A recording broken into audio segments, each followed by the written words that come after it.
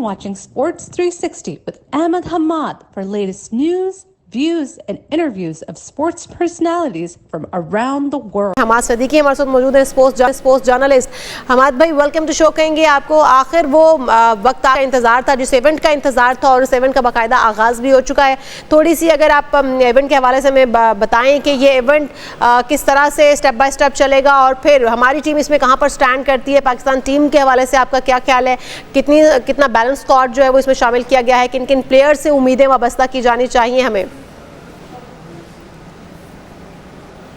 Thank you very much, बहुत बहुत शुक्रिया जी। हमारी टीम जो है इस वक्त अगर देखा जाए रेटिंग के हिसाब से तो नंबर 4 है इन T20 इंटरनेशनल, और इसमें अगर टॉप रेटेड टीम है जिसमें इंडिया है, श्रीलंका डिफेंडिंग चैंपियन है, लेकिन बांग्लादेश और अफगानिस्तान इनको रूल आउट नहीं कर सकते आप। अभी आपने परफॉर्मेंस देख लिया अफगानिस्तान की, और ये भी कहा जा रहा था कि अफगानिस्तान एशिया की सेकंड बेस्ट टीम है, लेकिन ऑन द डे कौन सी टीम अच्छा खेलती है, कौन सी टीम नर्व्स पे कंट्रोल रखती है, प्लेयर सबके मैं कहूँगा कि T20 फॉर्मेट को देखते हुए सिलेक्ट किए गए हैं जो ज़्यादा पावर हिटिंग कर सकें, जो फर्स्ट पावर प्ले और आखिर के डेथ ओवर जो 5 ओवर हैं, इनका बेस्ट यूटिलाइजेशन जो भी टीम कर लेगी, जिनके पास वो रेंज ऑफ शॉट्स होंगे जो 30 यार्ड सर्कल के बाहर जब फील्डर कम है उसका मैक्सिमम फ़ायदा उठाएगी।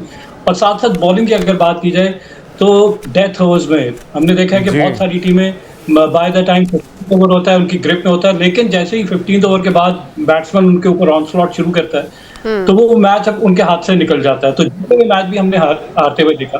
पाकिस्तान की जहां तक बात की जाए तो कुछ सवालिया निशान मोहम्मद हारिस के ऊपर जरूर आता है कि 10 इनिंग में 15 भी उन्होंने क्रॉस नहीं किया, उसके बावजूद वो पाकिस्तान टीम में अभी तक खेल रहे हैं। उनके अलावा और कोई पाकिस्तान में प्लेयर ही नहीं है।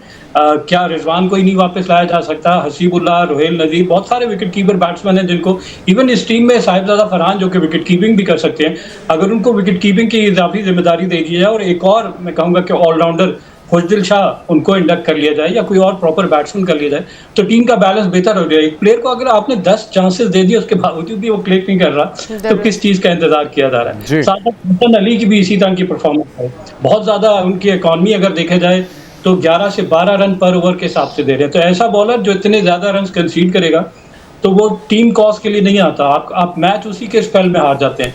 तो हमें तो वैसे अगर देखा जाए तो इंडिया वर्सेस पाकिस्तान जिसे क्लैश ऑफ द टाइटन्स कहा जाता है, ओवरऑल देखा जाए तो 10-6 है in India's favour in Asia cup. अच्छा, लेकिन इंडिया की नई टीम है, रोहित शर्मा नहीं है, विराट कोहली नहीं है। इस चीज का फायदा हमें हो सकता है, और हम फायदा उठाने के लिए हमें क्या करना होगा, क्योंकि हमारी टीम में भी 12 नए प्लेयर्स तो बहुत से हैं, लेकिन हमें इस चीज को कैश किस तरह से कराना है कि इंडिया की टीम में भी नए खिलाड़ी हैं।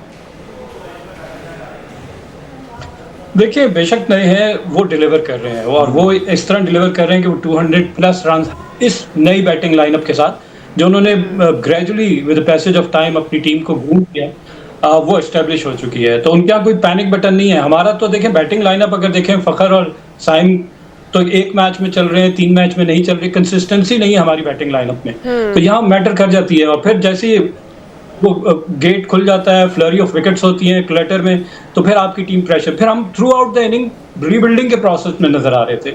हम 200 के बजाय हम सोच रहे थे 130 कर लेंगे, लेकिन 130-140 अच्छी टीम्स के अगेंस्ट डिफेंडिंग टोटल नहीं हो सकता।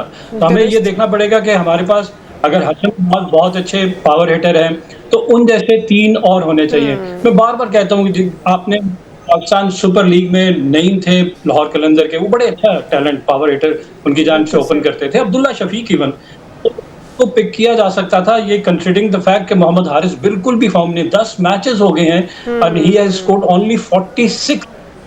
लेकिन फिर से तनकीद हो रही है हमारे भाई, फिर से तनकीद आप कर रहे हैं क्योंकि आप पहले ही कह रहे हैं कि अब तो जो बैलेंस स्क्वाड है वो बना लिया गया है। स्क्वाड देखते हुए एशिया कप को तरतीब दिया गया है, तमाम ममालिक ने बड़े अच्छे स्क्वाड को तरतीब दिया है। अब तो चले जो हमारे प्लेयर्स जा चुके हैं उन्हीं से हमें उम्मीदें वाबस्ता हैं वो अच्छी परफॉर्मेंस दे पाएँ। लेकिन एक जो हम देख रहे हैं इस वक्त चीज़ एशिया कप के अंदर वो ये है कि UAE के अंदर तमाम मैचेस हो रहे हैं, तो जब मैचेस वहाँ पर हो रहे हैं तो तमाम मैचेस का एक बंडल कहा गया है कि आप टिकट एक बंडल की सूरत में खरीदेंगे। इससे पहले क्या होता था कि प्लेयर्स सिर्फ पाक भारत टाकरा देखने के लिए जाते थे और सिर्फ पाक भारत का मैच का टिकट खरीदते थे और एंजॉय करते थे।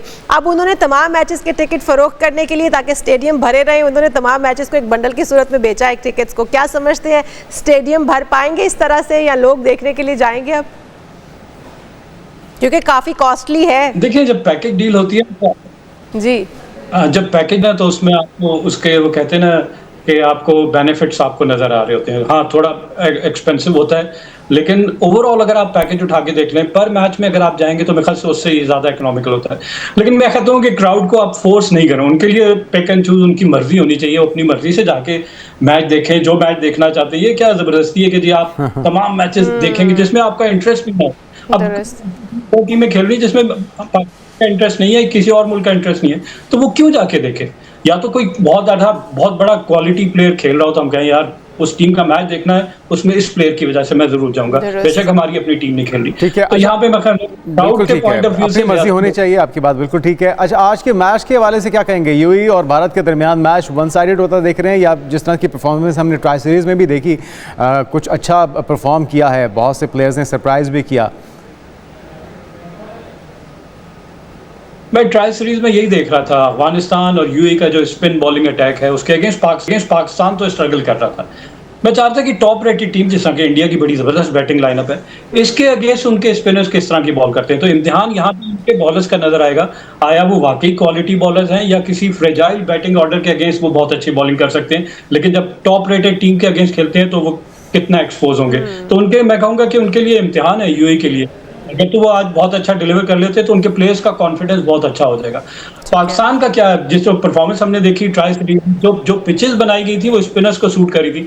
मैं एक जगह डिस्कस कर रहा था, मैं ये चाह रहा था कि अगर हम टेस्ट टीम के नुमान और साजिद खान को भी यहाँ पे खिला दें, वो बैटिंग उतनी कर लेते हैं जितनी बाकी स्पिनर्स हमारे कर रहे हैं, तो पाकिस्तान का तो बड़ा डेडली कॉम्बिनेशन हो जाएगा। क्योंकि फास्ट बॉलर्स का आपकी नजर नहीं आ रही कि इंपॉर्टेंस पिच जो उनको सूट कर रही है कि वो बॉल को सीम स्विंग और बाउंस ज्यादा है, आपको रोल नजर आ जाता है। पावर प्ले में तीसरे ओवर से स्पिनर आ जाता है और थ्रू आउट द इनिंग एक टीम 4 स्पिनर्स के साथ, यानी 20 में से 16 ओवर्स अगर स्पिनर्स कर रहे हैं तो ये तो स्पिनर्स का ही मैच हो जाता है। तो पाकिस्तान यहाँ पे सोच सकता था, लेकिन खैर अब तो खैर जो टीम हमने पिक किया हम उसी को बेस्ट ऑफ लक की कहेंगे।